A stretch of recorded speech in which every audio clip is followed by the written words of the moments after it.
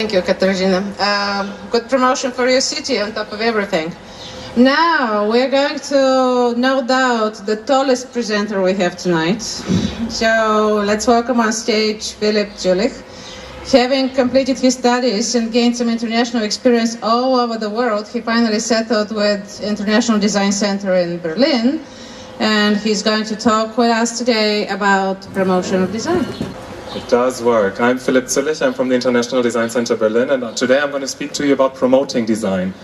I think I'm the only one who does not really focus on the DAA project today, so I'm just going to take you through really where I'm coming from and what we do where I do it. So, I am from the International Design Center Berlin, which is an institution for the promotion of design, and I'm going to tell you exactly how we do this promoting design, but before, I think it's necessary to understand what exactly design means and how we perceive design, since design as an English word is probably integrated in every language, but every language or every nation understands something different. But I'm not going to tell you exactly of what products or services we think design is and does encompass and does not, but rather of how we perceive design from a social perspective, if you will. So, if we want to understand design, we need to first define design, as in what does design actually mean. And I'm going to use quotes from famous people to bring you closer to the idea of how we at the International Design Center Berlin perceive design. So, it's not what you look at that matters, it's what you see, is what Henry David Thoreau said. He's a famous architect from America. Basically saying that design refers to aesthetics, and aesthetic is a very personal point of view, as in how each and every one of us perceives something as beautiful or not beautiful. Ugliness does not sell, that's what Raymond Loewy said. Raymond Loewy is an industrial designer from the United States, and he designed streamlined trains, for example. That's what he's very famous for. And basically, if you narrow this down, it does say design needs to make business sense, as design brings businesses and economy forward. The only important thing about design is how it relates to people. That's what Victor Papanek said. Victor Papanek was one of the major social designers, always focusing on how design can basically encompass people. So people take center stage at the considerations of design. Design should always relate to people and should always have the needs of people at heart.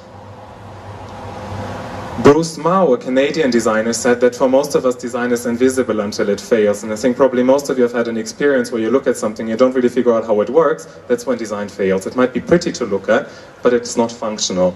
Hence, good design is always relevant and good design is always functional. I'm going to speed you through this. I hope you don't get dizzy from it. Charles Eames, one of the most famous designers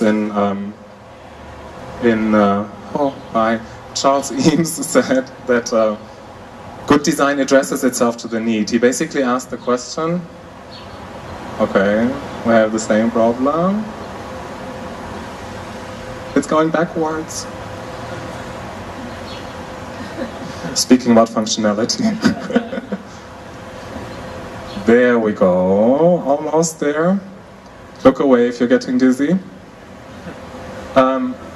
So Charles Eames asked the question basically, to whom does design address itself? And the entire quote goes, does it address itself to the greatest number, to the specialists of the enlightened matter, or to a privileged social class? No, design addresses itself to the need. And if you look at needs that especially we as a society have now, there's two mega trends. One of them is the demographic change, and the other one is the climate change. So more than ever, there is a need to reconsider the impact of design on the environment, on the society that we live in, etc., etc. So basically, this is how we perceive design. Design is an economic factor. It's a virtual and important part of our economy, basically making business sense. Then it's design has socio-cultural relevance. It should focus on the people, the diversity of people, and the cultures and societies that each and every one of us lives in.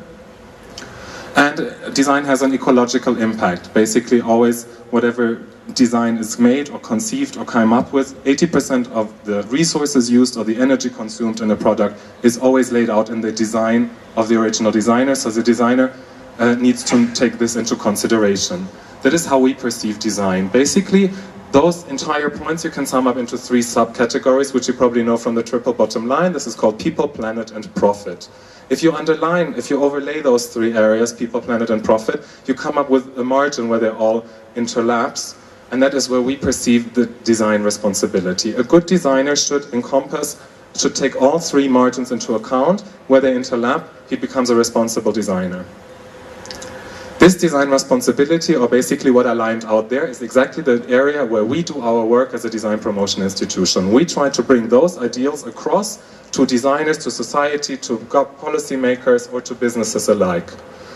And we're doing this with an entire different array of projects, which I'm going to quickly introduce to you right now. And those are just the current projects, because the institution I work for has been around for 43 years. So I'm just going to show you quickly what we're doing just this minute. So for the German Federal Ministry of the Environment, we have conceived an eco-design award to promote the use of sustainability in design, or to a sustainable approach in design, and to give this some sort of a public center stage. A design award is always a good means, so we conceived an award for them. There's the award. There's also one of the more business perspective point of view we use. We have a project that's called Design and Company, where we try to teach good designers to become better entrepreneurs, since majorly good designers come from very good design schools, but never ever do they learn about how to become a good entrepreneur, how to turn their creative skills into an economic value. And we're doing this through the means of workshops and lecture series. You could see pictures of it, but it was just people having workshops, basically. There we go. People having workshops and lecture series, and then being educated on how to do your taxes properly, and how to save your rights, and how to do intellectual property, etc. Okay, one of the other projects that we're doing is called a MOA project, and it's a project where we basically open up new markets for designers, especially right now for Berlin-based designers, in the market of Poland, where we're trying to connect them to the Polish industry, since Berlin has, because of its history, being a divided city, not much industry left, but very many designers live and work in the city, and it is one of our tasks, or one of our responsibilities, to try to find markets for the designers where they can sell their creativity and turn it into money. Since Poland is basically 200 kilometers away, and there's a very rich industrial area right behind the border, we're trying to get their industrial expertise connected to our creative potential in Berlin. ID Berlin is a project which we're also doing to promote Berlin's industrial design capacities. For example, here you see a couple of pictures. It's a traveling exhibition and a publication that we did on that matter. The exhibition travels around the world and was recently in Hong Kong. This is where those pictures were taken. And the last project, which also brings me to the end, is the DAA project. This is why we're here. One of the projects where we seek international exchange and knowledge, we want to exchange knowledge and cooperation with, on this part, EU member states, countries, cities, and which is great fun, so we all bring the matter further on different stages. That basically sums up of how we promote design. If you have any questions there, please come see me after, and enjoy. Thank you very much.